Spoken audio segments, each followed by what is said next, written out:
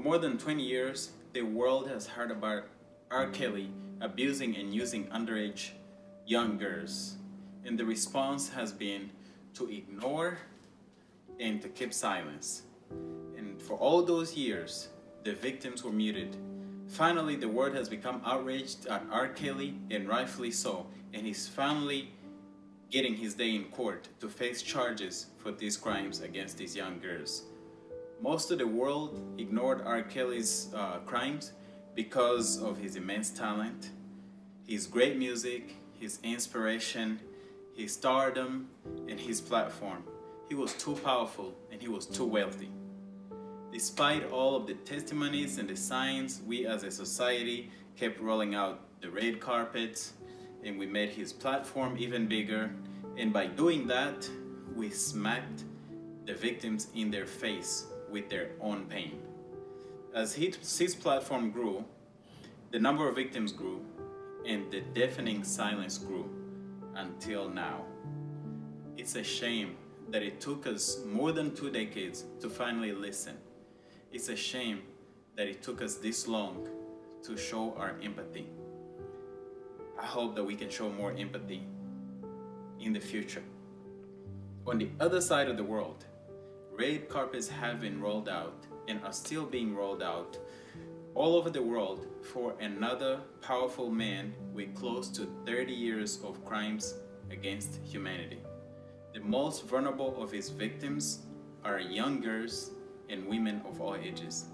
President of Rwanda, Paul Kagame, has committed horrible crimes against humanity, and he used violence and assault on women and girls as a weapon of war. Rape, especially gang rape, is a primary tool by his soldiers and rebel groups that he's sponsored and financed in the Congo. That's Rwanda's neighbor, Congo. Some of the young girls that have been gang raped by his army and by his rebels are as young as 12 years old. Some of these girls have been turned into sexual slaves. Just to be clear, these young women, these young girls are not mere collateral damage. They're not just innocent bystanders caught up in the middle of the war. These crimes that Kagame's army and rebels have committed are deliberate crimes where they're using calculated and vicious exercise of power over helpless targets to dehumanize, to humiliate the victims, to destroy their dignity, to devastate their souls, and as a result, destroy their communities.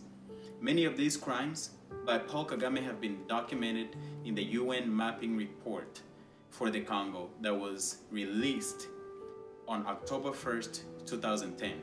That's almost a whole decade ago. He had been committing these crimes for almost 2 decades when this report came out.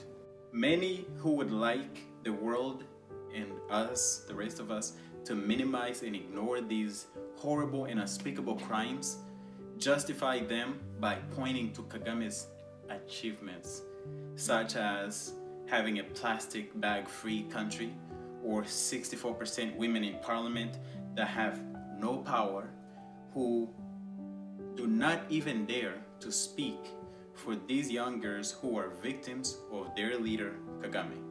For them, we should continue to ignore the victims and honor Kagame, the perpetrator. Nobel Peace Prize winner, the inspirational Dr. Denis Mukwege, who treats victims of sexual violence in Congo, argued that the world must finally take into account the findings documented in the UN mapping report. He said this a few months ago as he was receiving the Nobel Peace Prize. How long are we going to ignore this? One more victim is one too many. We cannot look the other way. We should all heed the words of Dr. Mukwege, who is way too familiar with the victims of such atrocities. We must let the world know about this and seek justice for these women and young girls.